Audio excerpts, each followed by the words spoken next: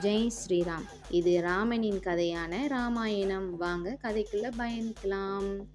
இது உங்களுக்கு இன்ட்ரெஸ்டிங்கான கதையாகவும் உங்கள் அறிவை மேம்படுத்துகிற கதையாகவும் இருக்கும். வாங்க கதைக்குள்ள போகலாமா? போகலாம் வாங்க. அயோத்தியை தசரத மகாராஜா நீதியுடன் ஆட்சி செய்து வந்தாங்க. அவருக்கு கௌசல்யா, கைகேயி, சுமித்ரா என்ற 3 மனைவிகள் உண்டு. 3 பேருக்குமே புத்திர பாக்கியம் இல்லை. அதனால இவங்க புத்திர காமஸ்தேனுங்கிற யாகத்தை செய்தாங்க. யாகத்தின் பலனாக இவங்களுக்கு 4 மகன்களும் பிறந்தாங்க. கௌசல்யாவுக்கு ராமன் பிறந்தாரு. கைகேயின் மகனாக பரதன் பிறந்தாரு.